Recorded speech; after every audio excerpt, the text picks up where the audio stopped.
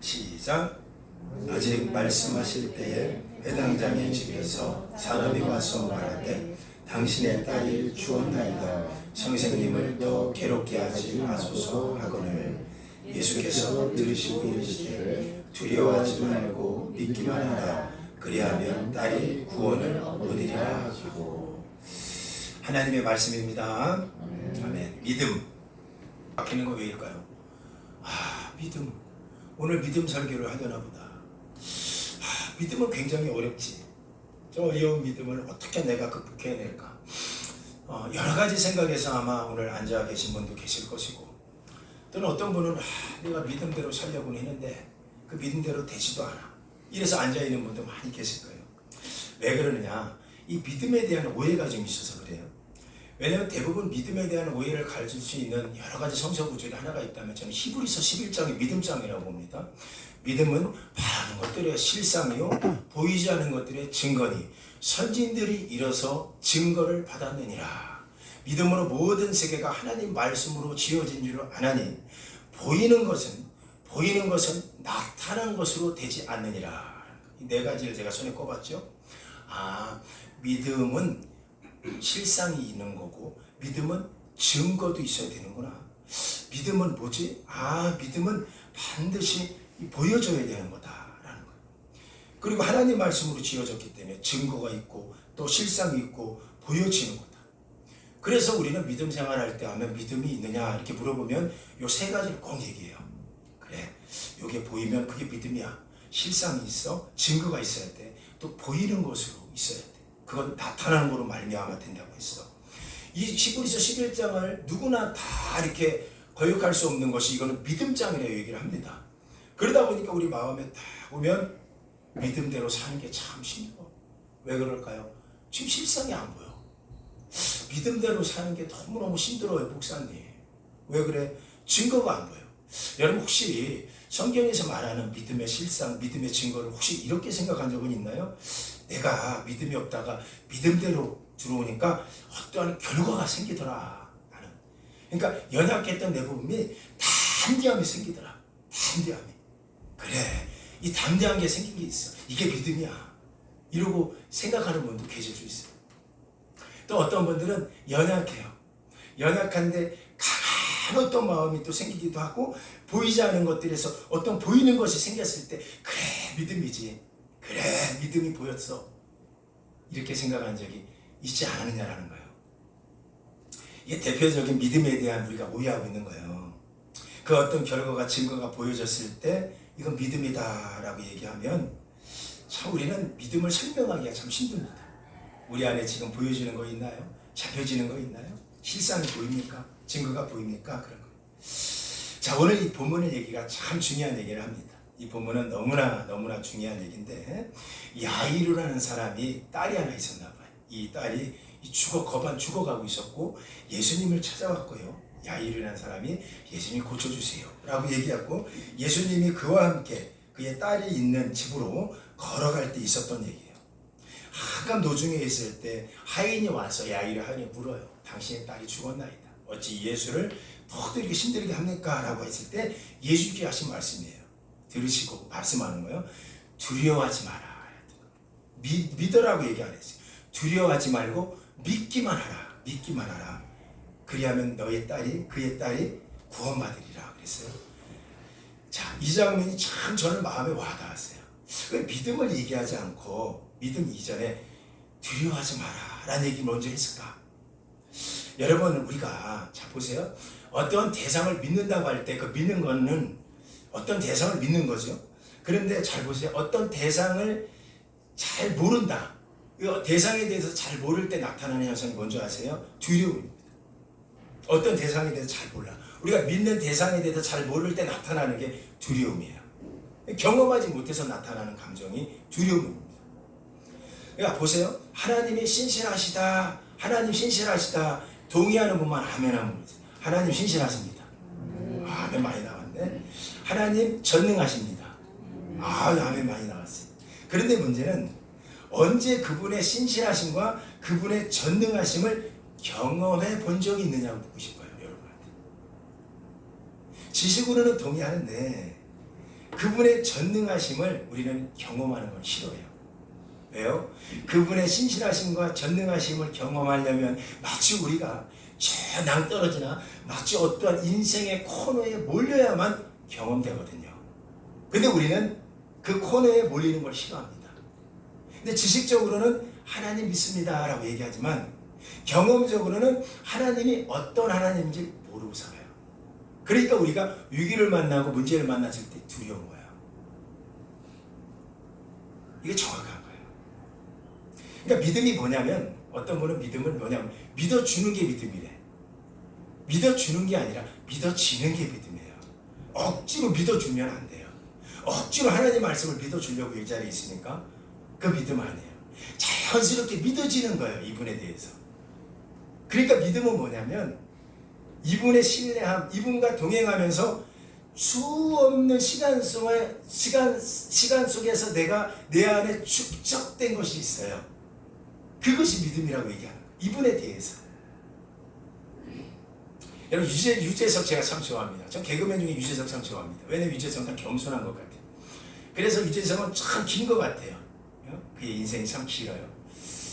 근데 유재석을 좋아하는데, 자, 어떤 사람이 저한테 와갖고 나 유재석 알아 라고 얘기할 때, 집사님들 이 안다고 할 때 이 안다는 게 단지 포털 사이트에 유재석의 생년월일이나 이거는 안다고 해서 안다고 할까요?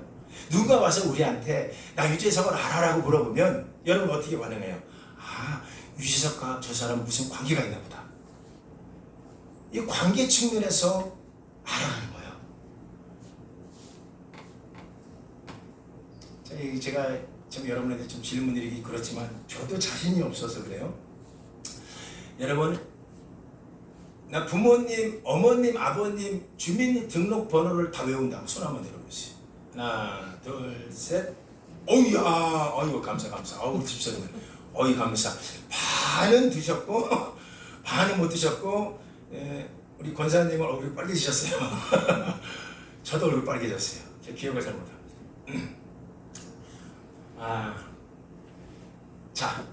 자, 들으신 분들 중에서 혹시 그 부모님의 본적에 대해서 본적이 된다는 좀 안다. 어디서 태어나셨는지. 와, 우리 집사님들도 들었던 분이 계속 들으셨네. 그래, 본적을 다 알고 있어요. 안 드신 분들은 안 들었어요. 저도 못 들었어요. 못 들었어요. 자, 민망하기도 하고 제가 설교 준비하면서 나 우리 부모님을 잘 몰랐구나. 부모님에 대해서 모른다. 여러분, 우리 부모님에 대해서 어쩌면 손든 여러분들보다 더 잘 알 수 있는 분이 누굴까요? 주민센터 직원이에요. 정확히 하면 공무원들. 그분 가면요, 탁탁탁탁 치면 정보가 쭉 뜹니다. 자, 이거 보세요. 이거 잘 들으셔야 돼요. 제 설교를 연구하면서 고민하면서 들었던 생각이에요. 자, 그럼 우리 부모님, 내 자녀 또는 우리 부모님에 대해서 이 정보를 알고 있다는 것이 어쩌면 그분들이 우리 부모님에 대해 잘 안다고 할 수 있나요? 아니라는 거예요. 이 알다라는 표현이 창세기 4장 1절에 처음 나오는데, 이 알다라는 게 하와가 아담과 동침하네 할 때 이 동침이라는 단어가 알다라는 단어를 썼는데, 이 알다라는 게 야다, 경험적으로 아는 거예요. 그러니까 지식적으로 아는 게 아니라 경험으로 아는 거예요. 이게 분명할 때는 우리는 그 대상에 대해서 두려움이 조금씩 사라집니다.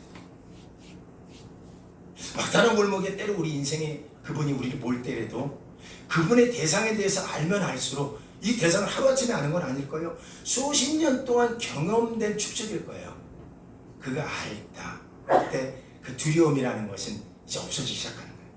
그때 비로소 여러분은 믿음 안에 들어오기 시작했구나. 여러분, 우리 믿음이 좋다고 하면 대부분 어떤 생각을 하세요? 자, 믿음이 뭘까? 좀 더 깊숙이 한번 들어가 볼게요. 이걸 설명드려야 돼요. 믿음이 좋다고 하면 우리 믿음의 기준은 우리가 생각하는 기준들이 어떤 거였죠? 믿음이 좋다 하면, 예를 들어 교회에서 믿음이 좋은 사람들 얘기하면 어떤 특징을 갖고 있어요? 그 사람들 볼 때 이 사람은 이런 거 보고 믿음이 참 좋아 라고 할 때, 믿음이 좋다고 할 때 어떤 생각이 들어요? 예를 들어 제가 먼저 던져볼게요. 성경을 많이 읽는다. 참 믿음 좋아요. 자, 여러분 뭐든 던져보세요, 저한테. 자, 믿음, 우리가 평상시 믿음이 좋다고 얘기할 때 그 어떤 사람의 특징을 볼 때 믿음이 좋다고 얘기하죠, 집사님들? 자, 어떤 거요? 성경을 열심히 읽는 분들. 또 어떤 분들?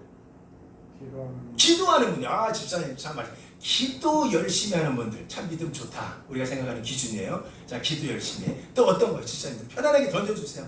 편안하게. 자, 어떤 거 할 때? 새벽 예배 잘. 새벽 예배. 그렇지. 새벽 예배 잘 드려. 권사님들 잘 드려. 열심히 드립니다. 자, 새벽 예배. 믿음이 참 좋죠. 믿음 좋아. 또 어떤 분들? 여러분 다 시킬 거예요, 여러분. 여러분 다 시킬 거예요. 자, 어떤 분들? 우리 남상교 회장님 얘기해 보세요. 어떤 사람이 어떤 행동을 볼 때 참 믿음이 좋아? 우리 기준으로 볼 때 어떤 분들이? 11조. 그렇지. 10의 1을 띄어먹지 않고 정확하게, 그것도 띄어먹지 않고 정확하게 계산해 갖고 하는 분들. 믿음 좋죠. 그게 요즘 어떤 세상인데, 어떻게 벌었는데 그거 10의 1을 구분하는 게 얼마나 믿음이겠습니까? 대단한 믿음이에요. 자, 또 어떤 걸 또 믿음이라고 할 수 있나? 또 믿음 하면 주집사님 어떤 게 믿음? 들었을 때 주집사님 십자가하고 같습니다. 똑같은 거. 그렇죠. 야, 진짜 똑같죠. 그분은 일심동체 맞아요. 여러 가지 있을 거예요. 믿음하면 뭐 아까 얘기한 성경을 열심히 읽는 분들, 기도생활 열심히, 예배를 한 번도 안 빠지는 분들, 또 10의 1을 구별하는 분들, 이 대표적인 믿음의 기준들이에요. 참 대단합니다. 자, 그런데 놀라운 게 여러분, 성경에서 잘 보세요. 요 우리 4가지 5개를 쭉 통틀어 토탈적으로 종합해 보면 성경의 믿음 좋은 부분을 찾아낼 수 있어요. 자, 요 4가지 5가지를 잘했던 성경의 인물, 이 사람은 바시야. 바로 시작해요. 민트 줬어요. 자, 그러면 성경에 이 사람이다라고 생각하는 사람이 있어요. 성경에 누구였죠? 이름이 그렇지, 우리 집사님. 뭐 마침에서 소극적으로 바리새인. 야, 바리새인 믿음이 참 좋아. 그렇죠? 자, 들어보세요. 바리새인이 믿음이 좋다. 우리는 이렇게 얘기를 합니다. 자, 보세요. 마태복음 5장 20절에 보니까, 마태복음 5장 20절에 보니까 바리새인을 이렇게 칭찬했어요. 우리 한번 크게 한번 읽어볼까요? 시작. 내가 너희에게 이르노니 너희의 의가 서기관과 바리새인보다 더 낫지 못하면 결코 천국에 들어가지 못하느니라. 그래서 아마 이 구절을 우리 집사님 생각났던 것 같아요. 우리 바리새인이라고 얘기했어요. 그런데 여러분 이거 아세요? 우리 예수님은요 바리새인한테 믿음 좋다는 얘기를 안 했어요. 여러분 제 얘기하는 거 정말 성경 저는 닭살이 오를 정도. 저도 지금 말씀 전하면서 와우 너무 바리새인 보고 야 너 참 믿음 좋다 라고 얘기한 적 없어. 이상하다. 12일을 우리 집사님 얘기하면 12일을 도둑질한 적도 없고 그리고 기도 생활 빠진 적 없고 바리새인만큼 기도 열심히 한 적 있어요. 여러분 우리 흉내 못 내요. 여러분 예수님 정도나 되니까 바리새인 보고 야 해치랑 묻어마 이렇게 얘기했죠. 바리새인들 우리는요 감이 안 돼요. 못 쫓아가요. 여러분 우리 정말로 한 달에 한 번씩 금식할 수 있습니까? 10의 1을 그들은요 밀가루 10의 1도 구별했다니까. 밀가루 10의 1은 정확하게 하나님은 다 하시니까 밀가루도요 구분해갖고 10의 1을 정확하게 구분했어요. 그리고 기도생활 찬양 바리새인 최고 율법 100%예요. 그런데 여러분 예수님이 깠다고 해서 우리도 까요? 우리 여러분 바리새인 범주 우리 못 쫓아가요. 바리새인 정도 엄청난 분이었어요. 이분들 정말 대단한 님들이에요. 정말 저는 바리새인 님이라고 얘기할 정도로. 자, 그런데 그렇게까지 열심히 했음에도 불구하고 이상하다. 우리가 생각한 그 믿음의 기준은 예수님이 생각한 믿음의 기준하고 다른가 보다. 이거 찾아내셔야 돼요. 다른가. 그러니까 바리새인 보고 믿음 좋다는 얘기를 한 번도 안 했어. 안 했어요. 그들은 칭찬을 했지만 주님은 믿음이라고 얘기한 적은 없어요. 믿음이라고 얘기한 적은 없어요. 그렇다면 분명히 우리는 알아야 될 게 우리가 생각하는 믿음과 예수님이 생각하는 믿음이 다를 수 있구나. 자, 여기서 우리가 이제 생각이 전환이 일어나야 됩니다. 이 시간에 짧은 시간에 믿음의 전환이 일어나야 되는데 그렇다면 우리가 생각하는 믿음은 이거였어. 지금 다 얘기했잖아요. 이건 아닐 수도 있겠구나. 그렇다면 예수님이 생각하는 믿음이 뭘까? 라고 보려면 뭐 다 페일런하고 예수님이 입술을 통하여 직접 말씀한 믿음을 칭찬했을 때 그 믿음을 따라가면 되겠구나. 성경은 5가지가 나와요. 5개 인물을 오늘 이 시간 같이 찾아갈 텐데 그들이 우리의 기준인지 어떤 기준이 있었는지 찾아보려는 거예요. 예수님 입술에서 직접 믿음을 칭찬한 적이 있어요. 직접 야 이건 믿음이 대단하다. 야 네 믿음대로 되었다. 라고 예수님이 직접 5명을 선택하셔갖고 믿음을 얘기한 적이 있어요. 그러니까 정확하게 이 믿음이 진짜겠죠. 예수님이 얘기한 믿음이니까. 오늘 이 발상의 전환이 일어나야 됩니다. 그래 우리 그동안 요거 잘못됐다는 걸 아셔야 돼요. 자, 그 대표적인 사람이 누구냐? 마가복음 10장에 나오는 거지 바디메오였어요. 거지 바디메오. 자, 겉이 받으면 일명 소경이라고 얘기하고요. 눈이 안 보였어요. 예수님이 지나가는 걸 들었어. 귀로 들었어요. 저분이 예수야. 저분이 예수야. 귀로 들었고 그가 했던 거 여러분 성경 안 찾을 거예요. 시간이 없어갖고 이렇게 지나가니까 여기 다윗의 자손 예수여 나를 불쌍히 여기소서. 나를 불쌍히 여기소서. 그때 우왕좌왕했어요. 사람들이 많이 지나가는데 다윗의 자손 예수여 나를 불쌍히 여기소서 라고 외쳤고 끝에는 제자들이 그를 말리합니다. 조용히 해라. 예수님이 지나가면 조용히 해라 라고 얘기했을 때 그는 더 거세게 여기인가 다윗의 자손 예수여 나를 불쌍히 여기소서. 나를 불쌍히 여기소서. 그때 우리 예수님이 말씀했어요. 그를 나에게 데려와라. 네가 눈이 떠지기를 원하느냐? 예, 제가 눈이 떠지기 원합니다. 우리 예수님이 했던 얘기 들어볼까요? 우리 아멘 해봐요. 네 믿음대로 될지어다. 자, 여기서 보세요. 이 바디메오가 우리가 생각하는 5가지, 6가지 믿음의 기준에 속한 사람입니까? 그가 12일을 엄청나게 했나요? 그가 막 매일 막 기도 생활했다는 성경 얘기 안 나와요. 그가 막 열심히 찬양, 새벽 예배 열심히 나오고 성경에 나오나요? 아니에요. 두 번째 사건이 있다면 누가복음 10장이에요. 여기는 이제 옛날 성경에는 문둥병이라고 얘기하고요. 우리 문둥병이라고 부르면 안 돼요. 저도 한센병 있는 소록도에 가서 병원에 가서 설교를 한 적이 있는데 그분들은요 정말 가슴 아픈 분들이에요. 왜냐면 이 코가 여기 흘러내려요. 구멍이 뻥뻥 뚫리더라고요. 입이 여기가 열려. 나중에 주먹이 들어가. 그리고 눈이 안구가 흘러내려. 그런데도 아픈 걸 몰라. 그걸 한센병이죠. 격리했잖아요. 일본 놈들이 격리시켜놨잖아요. 다 거세를 했잖아요. 아이들 못 낳게. 그런데도 나왔어. 그런데 막 거기서 설교하는데요. 제 마음이 얼마나 아픈지 제 마음이 무너졌었어. 설교하면 내내 마음이 아팠던 기억이 나요.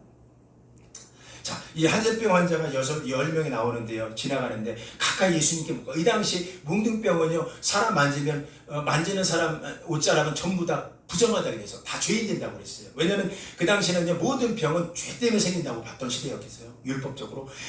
그래서 뭉둥병이 저쪽 예수님 지나가는데 거기서 눈이 다 흘러내려고 예수여! 예수여!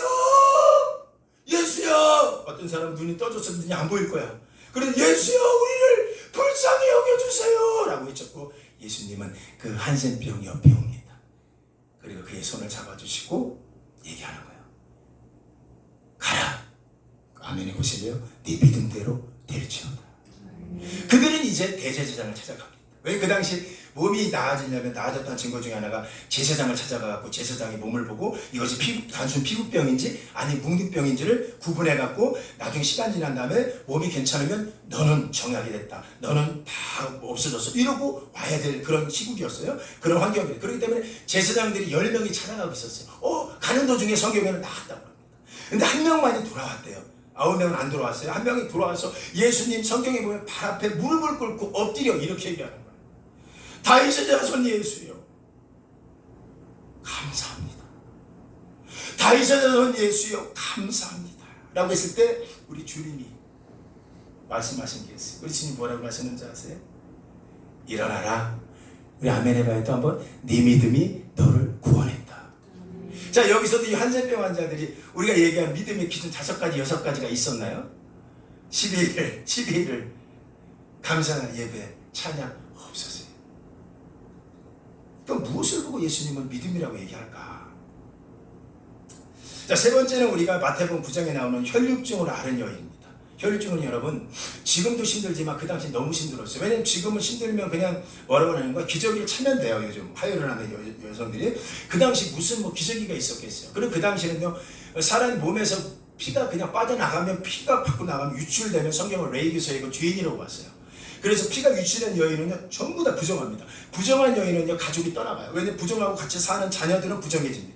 그리고 부정해지는 남편은 부정해져요. 그리고 그 사람이 만졌던 모든 물건은 부정해져요. 그가 만졌던 음식, 수저는 다 부정해져요. 그래서 부정하면 그들은 부정해서 떨어져 나가는 거예요. 그래서 피가 흘린다 난리가 나는 거예요. 그때는. 근데 이유 없이 혈류증 아닌 여는 38년 동안 피 흘렸네, 밖으로. 그러니까 얼마나 38년 동안 부정해졌겠어요. 이 여인이 예수님 옆에 옵니다. 근데 여인은 예수님께 못 가요. 왜냐하면 부정한 여인이었어. 그런데 제자들과 예수님이 지나가는데 갑자기 예수님이 노상에서 바글바글대는 사람 앞에서 예수님 외칩니다. 누가 내 옷을 붙잡았느냐. 그 말에 모든 제자들이 가만히 있었는데 유독 그 설치기 좋아하는 베드로가 말하는 거예요. 누가 주님의 옷을 잡았겠습니까? 여기서 많은 사람이 밀고 밉니다. 아무나 잡았겠죠. 누구나 잡을 수 있는 거 아닙니까? 이랬어요. 그랬더니 예수님께 하시니까 아니다. 내게서 능력이 나갔느니라. 그 순간에 그 뒤편에서 예수님이 거두 성경 보면 엣지라고 그래. 엣지 요거 끝에 예수님도 이런 옷을 입고 있거든요. 요 끝에 여기 예수님은 또 유대인들은 율법자들은 여기다가 또 술을 좀 넣었어. 술 아세요? 술은 내가 그거 잡은 거야. 그거. 왜? 확 잡으면 예수님 부정해질까 봐. 나 때문에 예수님도 부정해질까 봐. 유대인 남자도 부정해질까 봐. 그래서 거기서 옷장 하나를 살짝 잡았더니 예수님께서 얘기하는 거야. 그걸 보시고 내 능력이 나갔다. 누가 잡았느냐. 이 순간 여인은 피할 수 없었어요. 그 여인이 자그마한 목소리로 무릎 꿇고 튀면서 주님, 제가 잡았습니다 라고 고백했고, 우리 주님은 그때 이렇게 이야기했습니다. 딸아, 안심하라. 내 믿음이 너를 구원했다. 네 믿음이라고 얘기하는 거예요. 물론 이 여인도 38년 동안 무슨 11조를 했겠어요? 무슨 새벽 예배를 나왔겠어요? 무슨 금요철에 뭐 말도 안 되는 얘기죠. 여기까지는 여러분 유대인들 얘기예요. 유대인들은 그랬어요. 자, 이 다음으로 두 명을 더 살펴보는데 두 명은 이방인입니다. 그런데 놀라운 거는 유대인들한테 없었던 이방인임에도 불구하고 이 두 사람 이방인들한테는 예수님이 독특한 고백을 합니다. 독특한 칭찬을 하세요. 뭐라고 하냐면 큰 믿음이라고 얘기하는 거예요. 큰 믿음. 와우, 믿음도 여러 가지가 있나 보다. 저는 생각을 해봤어요. 작은 믿음이 있고 큰 믿음이 있나 보다. 근데 큰 믿음이라고 칭찬을 하는데 그 대표적인 사람이 마태복음 15장에 나오는 술로보니게 여인입니다. 우리 성경에 보면 가나안 여인이라고 얘기해요. 가나안에 따랐던 여인이에요. 이 여인이 딸이 하나 있었는데 귀신 들렸어요. 저는 귀신 들린 사람 많이 만나서 봐도 알고 축사 축교회 가고 쫓아내서 내가 아는데 귀신 들린 딸을 둔 부모님은 가슴이 내려앉아요. 너무 괴로워하더라고요. 그리고 귀신이 떠내려갔을 때 그렇게 기뻐하는 부모들 내가 많이 봤어요. 정말 자녀가 귀신 들렸으니 얼마나 마음 아프겠어요. 그런데 자녀가 귀신 떠내려가니까요 그렇게 막 너무 막 춤을 추더라고요. 저는 현장 직접 봤어요. 팔딱팔딱 고마워요 전도사님. 귀신 떠나가는 거. 그러니 귀신 들린 자녀를 둔 부모, 그것도 딸이, 그 엄마의 심정이 얼마나 아팠겠어요. 그래서 예수님을 찾아옵니다. 그리고 예수님한테 얘기하는 거예요. 제 딸이 귀신 들렸나이다. 고쳐주세요. 근데 우리 주님이 전혀 생뚱맞지 않은 얘기를 하는 거예요. 유대인들은 그렇게 잘하셨는데 이방인들한테는 이렇게 얘기합니다. 그 여인한테는 나는 자녀의 떡을 띄어서 개에게 주는 건 마땅하지 않느니라. 이거 전혀. 근데 여러분 이거 문화적인 걸 이해하셔야 돼. 그 당시 유대인들이요 이방인들은 개라고 불렀어요. 왜냐하면 이방인들은 그 로마 민족이나 또 여러 가지 이국들하고 살을 섞었기 때문에 그리고 개라고 보고 우리는 옛날에 보면 지금 괜찮은데 옛날 한 60년 70년대 보면 미군하고 같이 걸어다니는 여인 보면 손가락질하는 시대가 있었어요. 지금은 그렇지 않지. 지금은 그 당시 그렇게 있었고 똑같이 보면 되는 거예요. 피를 섞은 여인들. 그래서 부정한 여인으로 본 시대가 있었고 유대인은 혈통 유대인만 인정을 하고 있었어요. 근데 유대인이 이방인 인정해요? 그것도 말이 안 되는 거예요. 그래서 이방인 지나가면 손가락질합니다. 아유 저런 개들 멍멍 개 멍멍 이렇게 얘기했어요. 개라고. 그런데 이방인들은 그렇게 수모를 겪고 살고 있을 때 예수님을 만난 이 여인이 가나안 여인이 얘기하는 거예요. 너는 개다. 나는 개에게 내 자녀의 떡은 복음을 얘기하는 거예요. 내 자녀한테 줄 복음을 너 개한테 주지 않겠다라는 얘기합니다. 여러분 이 정도 얘기 들으면 여러분 얼마나 자존심 상하겠어요. 저 같으면 난리 날 것 같아요. 당신이 뭔데? 내가 이 교회 이 교회만 아니면 교회가 없냐? 이 목사님 이러실 수 이렇게 나올 수도 있어요. 그렇죠? 근데 이번에 어떻게 얘기했어요? 어떻게? 여러분 오늘 왜 이렇게 집중을 잘하세요? 여러분 오늘 설교 되게 놀라는 것 같아요. 너무 집중을 잘해. 자 끝까지 집중 더 해보세요. 설교 더 하고 싶다 내가. 근데 시간이 없어. 근데 와서 얘기해. 그랬더니 이 여인이 하는 얘기가 이러는 거야. 선생님, 맞아요. 저 개예요. 성경이 저 개. 그런데 개에게도 주인 상에서 떨어지는 부스러기라도 있지 않습니까? 그 부스러기라도 좀 주세요. 저 개 맞아요. 그걸 보고 주님, 와, 놀라는 거야. 주님의 고백을 들어보시고요. 네 믿음이 크도다. 자, 그 안에 네 소원대로 될지어다. 믿음이 크대. 또 한 사람을 찾으려면 이 사람은 남자예요. 물론 이방인이에요. 가버나움에 살았고 그는 백부장이라고 합니다. 제가 백부장 설교 가고 어디 청소년 설교 가고 야 니네 백부장이 누군지 알아? 그랬더니 누가 또 우리 아버지가 백부장이야 이러더라고. 왜? 그때 자기 아빠 백시래. 다들 웃겨갖고 백시도 다 있어. 백일서도야? 백부장, 부장이라고. 그 부장 아니에요. 잘 들으셔야 돼요. 100명의 군사를 거느릴 수 있는 장교를 백부장으로 불렀고요. 그 당시 1000명을 거느릴 수 있는 사람은 천부장으로 불렀어요. 그러니까 백부장은 상당히 힘 있는 사람이었어요. 권위에 대해서 수긍하는 사람이었고, 그가 예수님을 안 건 아니에요. 잘 들으세요? 안 건 아니고 들었던 거예요. 예수님이 이런 분이라고. 그런데 성경에는 백부장의 하인이 병이 들었나 봐요. 예수님을 찾아옵니다. 그 집에는 하인이 죽어가고 있고 종은. 그래서 길거리 갔다가 예수님을 만나자 왔는데 노사는 예수님을 만나네. 그 예수님께 얘기한 거예요. 예수님, 우리 집에 와주세요. 우리 집에 와주세요. 내 하인이 병들었나이다. 아, 이런 상사 만나면 참 대단한 것 같다. 우리 하인 병들었나이다. 그리고 예수님께서 그래 알았다. 내가 갈게. 거기까지도 얼마나 훈훈해. 그런데 그가 노상에서 일어나면 아니요. 우리 집까지 안 가도 좋고요. 여기서 말씀만 해 주옵소서.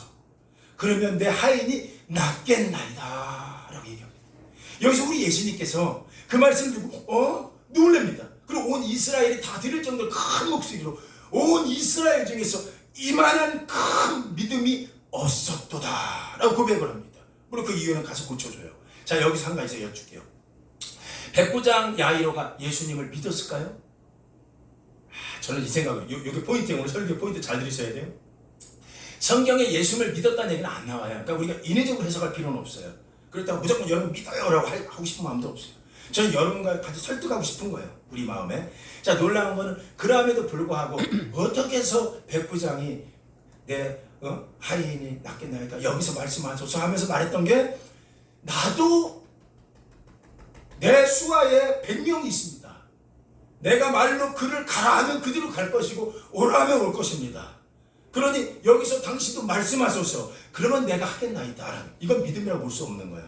이거 잘 보세요. 이거 믿음이라고 볼 수 없어요. 이거 절대 믿음으로 볼 수 없습니다. 이건 뭐냐? 암묵적인 믿음이라는 게 있었던 거예요.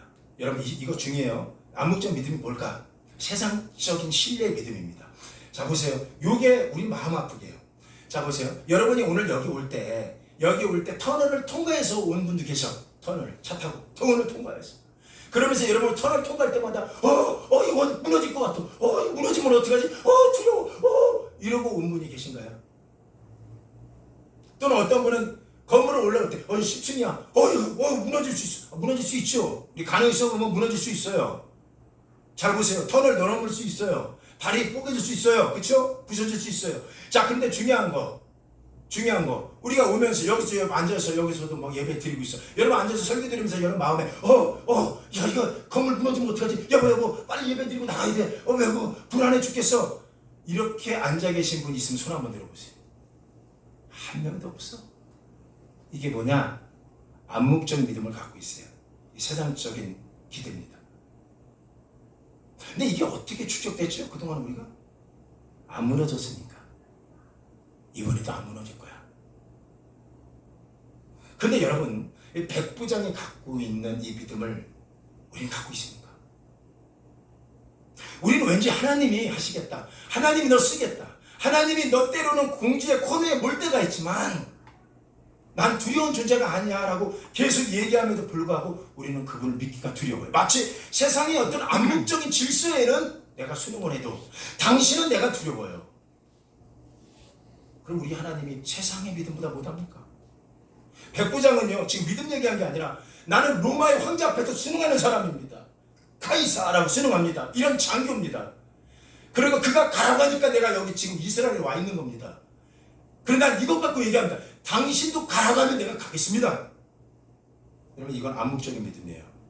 여러분, 단 한 번이라도 정말 하나님이 두렵지 않고 하나님이 일을 하시겠다, 내가 너를 사용하겠다, 내가 너를 인도하겠다, 너희 가정 터널에 쓰러뜨리지 않을 거야, 그거에 대한 신뢰가 있습니까? 이 얘기하는 거예요. 이상 5가지 사건은 우리가 생각하는 믿음의 사람과 다르죠. 달라요. 그렇다면 결론적으로 이분들이 갖고 있는 믿음은 대체 어떤 믿음일까? 그렇길래 주님은 왜 믿음이라고 얘기했느냐? 우리가 5개 얘기하는 그 믿음의 조건은 아니에요. 어떤 조건에도 내가 볼 땐 11도 다 도둑질 해먹었을 것 같아. 특히 오른편의 강도 얘기해볼까요? 내가 너와 함께 천국에 있다. 엄청난 죄를 졌지. 무슨 의로움이 있어. 여러분 잘 보세요. 어떤 청년이 저한테 와서 이런 얘기 한 적이 있어요. 저는 믿음대로 살려고 하니까 힘이 들어요. 왜 믿음대로 살아 잘 안 돼요.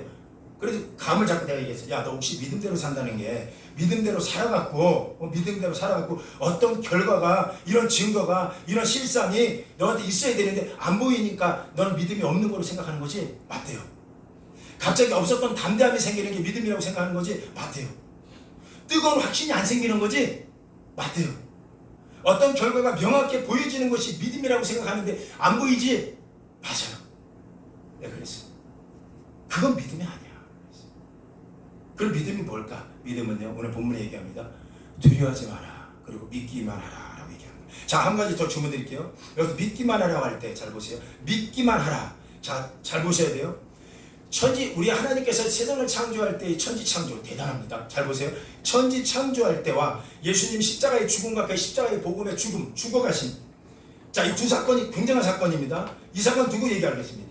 이 사건이 있을 때, 천지 창조할 때 하나님이 여러분의 어떤 그 노력이나 여러분의 도움을 요청한 적 있습니까? 없습니까? 예수님이 십자가에 죽어갈 때 여러분이 어떤 도움을 그분한테 준 적이 있습니까? 없습니까? 없습니다. 뭐냐면 그분이 하신 거예요. 그분이 하셨어요. 그러니까 무슨 얘기냐면 내가 이거 다 했어. 너는 믿기만 하는 거야. 그냥 우리 믿으면 돼. 그러면 뭘 믿느냐가 중요하고 믿음의 증거를 얘기하면 안 되는. 그러면 여기 히브리 11장에 믿음은 바라는 것들이 실상이요 보이지 않는 것들이 증거라고 하는데 증거를 우리가 오해한 거예요. 그게 어떤 보이는 거, 내 담대함 아니었던 거예요. 그렇다면 이 믿음은 뭘까? 오늘 5명이 얘기했을 때 이 5명은 어떤 사람들이었냐면 전혀 믿음하고 동떨어진, 우리가 생각하면 지금 동떨어지는 삶을 살았던 사람인데 딱 한 가지 공통점은 있더라고요. 그건 뭐냐면 공통점이 이들 모두는 자신들이 해볼 것은 다 해보고 이제 더 이상 한계에 부딪혀서 온 사람들이에요. 더 이상 예수님 아니면 안 되는 사람들. 정말 예수님이면 안 되는 사람들. 저는 지금 믿음의 방법 얘기하는 거 아니에요. 원리를 설명하는 거예요. 예수님 아니면 안 되는 거예요. 해볼 거 다 해봤어. 좋은 의원들 다 찾아가 봤어. 좋은 병원 다 다녀봤어. 근데 이제는 느끼는 거는, 고백하는 거는 당신이 아니면 안 돼요. 내가 어떤 의로움이 아니에요. 당신 아니면 안 돼요. 라고 보고 오는 사람들이에요. 그 사람들이라는 공통점이 있었어요. 여러분, 우리 믿음은 대단한 거 아니에요. 정말 대단한 거 아니에요.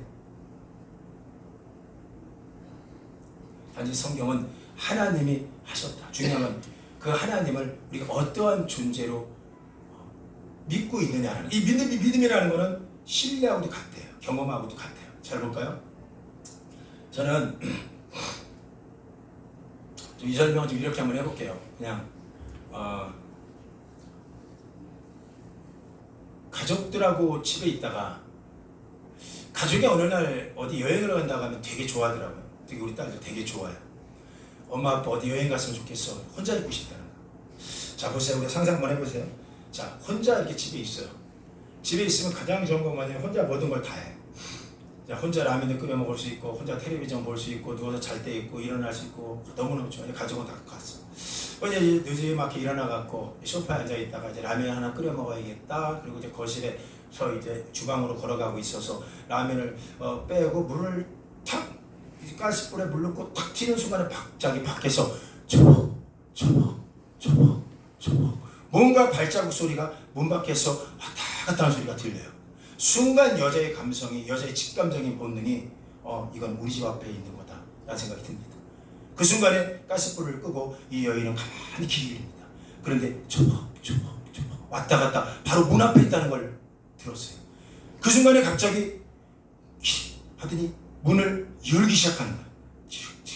그 순간에 본능적으로 큰일 났다는 생각을 하고 중간에 문을 열면 안 되겠다는 생각에 이 여인은 자기 방으로 들어갑니다. 손사까지 들어가서 안에서 문을 닫고 문을 탁 잠그는 순간에 현관문이 탁 하고 열리고 누군가가 들어옵니다. 들어서 저벅 발소리만 들려. 이 여인은 달달달달 떨면서 이제 죽었구나 하고 문고리 잡고 앉아 있었고, 그 누군지 모르지만 어떤 사람의 발자국은 거실을 왔다 갔다 하기 시작합니다. 이 여인이 후회하는 것은 전화기를 모르고 들어오는 바람에 거실에 전화기 떨어진 걸 모르고 들었어. 119에 신고할 수도 없는 형편에 그 여인은 달달달 떨면서 하고 떨면서 이제 속에는 기도를 다 하고 있을 때 그 발자국 소리는 바로 문 밖에 가갖고 문 하나 열더니 마지막 오더니 문을 탁 잡고 여는가 잠겨있어. 차갑 이거 놓치면 죽는다는 생각으로 탁 잡고 있었어. 차벅차벅 몇 번 하다가 그 소리가 들리지 않아요. 10분 20분 30분 40분 50분 1시간 정도 지나갔는데 온몸에 땀이 다 흘러나요. 이 문을 이제 열어야겠다 갔나보다 생각하고 문을 딱 열고 문을 탁 열고 나가려고 나가지 말라는 거야. 저기 그래 안 나갔어요. 안에 있는 것 같다. 그래갖고 1시간만 더 견디자. 1시간 흘러갔어요. 온몸이 다 간 것 같아. 그리고 문을 딱 열려고 가지마. 아직도 가지마. 근데 가야 돼. 나연아, 이 목사 설교를 끝내야 돼. 그래서 2시간 지나서 문을 열었어요. 보니까 진짜 아무도 없어. 됐구나. 순간 이제 거실 소파에 있던 전화기를 찾아서, 여러분 가장 위기에 만났을 때 가장 먼저 전화하고 찾는 사람이 누구예요? 누구한테 전화해요? 엄마지. 아빠라고 하는 사람 한 명도 없어. 우리 딸이 엄마한테 전화합니다. 엄마, 좀 전에 어떤 사람이 안에 들어와 있어 엄마, 나 무서워. 엄마가, 야, 뭐가 무서워? 믿음으로 돌파해. 믿음으로. 뭐가 무서워? 믿음으로 돌파해. 그럴 수 있는 엄마가 있어요, 없어요? 없어요. 야, 빨리 전화해라. 그 순간 알았어, 엄마. 119에 전화합니다. 경찰관이 받습니다. 여기 좀 전에요. 밖에 이렇게 왔는데 지금 2시간 반 정도 지났는데 여기 나간 것 같아요. 그러니까 들려오는 얘기. 야, 지금 우리가 좀 출동하고 있는데, 그런데요, 그분이 나간 걸 봤습니까? 예? 저기요, 거기 위험하니까요. 저희가 지금 가고 있으니까 그 안에는 위험합니다. 밖으로 나가서 저희를 기다리십시오. 네, 알았어요 하고 딱 끊고 딱 뒤로 돌아오는 순간 빵! 놀래잖아. 내 여기까지 연구해 왔다 내가요. 커튼 뒤에서 어떤 사람이 칼을 들고 있는 거야. 커튼 씌워져. 자, 이 사람 그때 이 여성은 두려워요, 안 두려워요? 두렵다고 그래. 두려워요, 안 두려워요? 왜 두려워요? 칼 때문에. 똑같은 칼 얘기할게요. 우리는 아침마다 칼이 날아다녀요. 우리 집은. 잘 들으세요. 우리 한국 교회가 아니에요. 한국에 있는 모든 엄마들은요, 이상한 방법이 있어요. 뭐냐면 아이를 새벽에 깨우든 아침에 깨우든 정오에 깨우든 무조건 늦었대. 야, 늦었으니까 빨리 일어나. 이러고 깨우기 시작합니다. 그럼 우리 아이들은요, 가장 못 일어나는 게 둘째 딸이에요. 이 아이는 못 일어나. 결국은요, 싸움까지 가요. 엄마가 말하다가 너 안 일어나?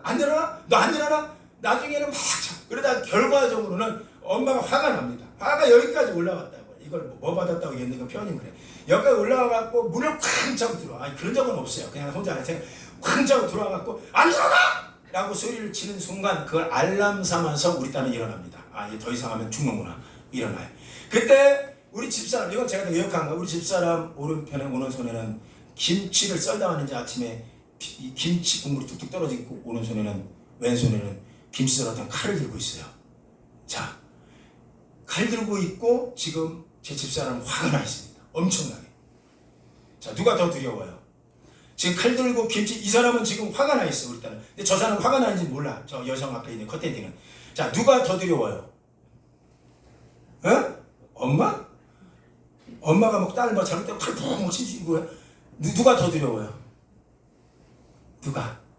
그렇지. 왜 그럴까요? 잘 보셔야 돼요. 이게 결론입니다. 이거는 존재적인 관계라는 거예요.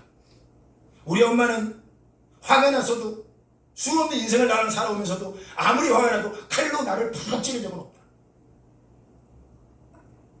이 관계적인 두려움의 호소입니다.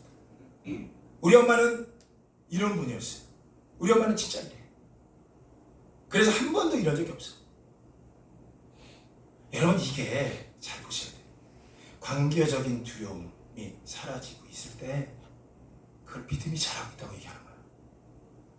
근데 이걸 하루아침에 되는 게 아니라 하나님이 어떤 분이지? 라고 알고 갈 때. 이건 내 어떤 노고나 어떤 행위로 되진 않아요. 그건 내 딸이니까.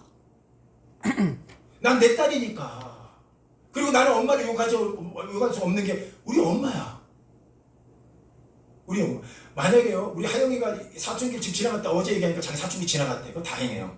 근데 얘는 지나갔다 다시 오고 하기도 하는데, 지나갔다고 얘기하더라. 분명히 지나갔을 때 지나갔대. 근데 세상에 이 아이가 사춘기 한참에 있을 때 크게 사고 친 적은 없어요. 몇 번 던진 적은 있어. 엄마가 뭔데? 뭐 이런, 아빠가 뭔데? 이런 적은 있었던 거야.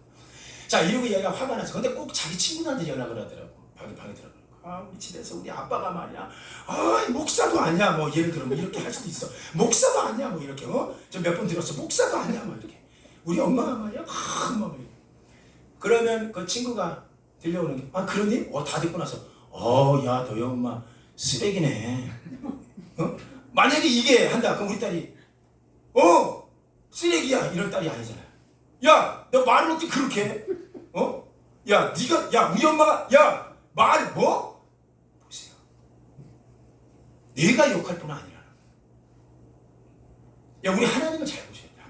하나님 전능하시다. 전지전능하시다. 그 하나님을 갖고 믿음을 우리가 향하고 있다면 하나님은 어떤 분이지?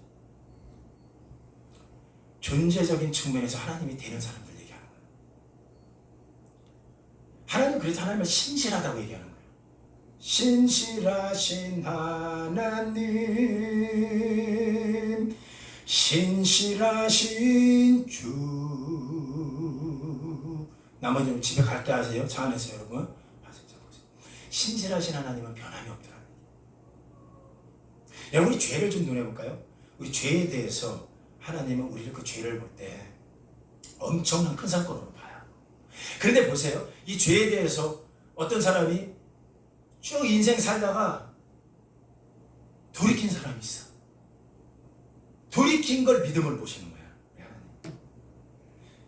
돌이킨 걸 믿음을 봐. 이 회개라는 게 가다가 딱 돌이킨 거야. 갈 길이 멀어. 주님 앞에 갈 길. 그런데 하나님은 그것도 믿음을 보신다는 거야. 우리 안에 그 하나님이 방향이 정해져 있다. 난 정말 그 하나님을 향해서 걸어. 이걸 믿음을 보시지. 우리는 때로 이게 믿음이 아닌 거죠. 지금 돌이켰냐? 야, 지금 그거 한다고 하나님이 그러겠어? 아닌 거예요. 이 5명의 사람들을 정확해 봅시다. 정확한 거예요. 그들은 믿음의 기준으로 볼 땐 믿음이 아니에요. 한 가지 붙은 게 있어요. 하나님이 아니면 안 되는 사람들. 예, 공통점이에요. 그래서 그는 내 눈 좀 뜨게 해줘. 저 개예요. 당신의 은혜가 필요해요. 하나님, 저 좀 도와주세요. 하나님 도와주세요. 왜 그분이 우리의 대상이 되어야 되느냐? 우리 예수님은 사람하고 달라요. 그분은 능히 우리의 두려움을 알고 계시기 때문에, 우리가 오늘 수없이 쓰러지는 존재인 걸 알고 계시기 때문에 우리의 존재 가치가 되는 거예요. 왜냐하면 히브리서 2장 18절에 그가 시험을 받아 고난당했을 때에 그 시험 받는 자를 능히 도우신다는 얘기가 있어요. 이게 뭐예요? 그분은 두려움을 느껴봤던 분이에요. 그분은 우리 대해서 알아요. 그분이 우리 옆에 계시고 우리 아버지가 되셨어요. 히브리서 4장 2절에 그 말씀이 그들에게 유익되지 못한 것은 그들이 그 말씀을 믿음으로 적용하지 않더라. 말씀이 들려지면 이 믿음은 대단한 거 아니거든요. 오늘 믿음 정리했잖아요. 이 믿음으로 말씀이 어떤 거 들리더라도 이거 난 안 돼 이러지 마시라고요. 이 말씀이 들려지면 이 믿음으로 정리가 되는 거예요. 어떤 거죠? 특별한 게 아니에요. 주님, 저는 정말 연약하지만 이 믿음 가지고만 주님 바라봅니다 라고 하는 거예요. 주님, 우린 연약합니다. 저는 이게 복음으로 봐요. 그래서 수없이 쓰러진다는 거예요. 주님이 우리를 어떻게 볼까? 히브리서 4장 15절에 우리에게 있는 대제사장은 우리의 연약함을 동정하지 못할 리가 아니요 모든 일에 우리와 똑같이 시험을 받으시지만 그는 죄가 없느니라. 그러므로 16절 크게 한번 읽어볼까요? 시작. 그러므로 우리는 긍휼하심을 받고 때를 따라 돕는 은혜를 얻기 위하여 은혜의 보좌 앞에 담대히 나아가는 거예요. 때에 따라 돕는 은혜가 있대요. 정해진 시간이 아닐 거예요. 때에 따라 돕는 은혜가 있다. 그러니 담대히 나아가자. 여러분 정리합시다. 우리가 믿음의 기준은 아니었다. 이건 이제 딱 한 가지 붙들어야 되는 거야. 나는 그분 아니면 안 된다. 그분께 나아가자. 때에 따른 돕는 은혜를 위하여 가는 여러분 되길 예수 이름으로 축원합니다. 절대로 여러분 실망 안 시킵니다. 그분은 좋으신 분이에요. 존재적인 두려움이 없는 분이에요. 그분 앞에 일어서기를 예수 이름으로 축원합니다. 아멘. 일어납시다.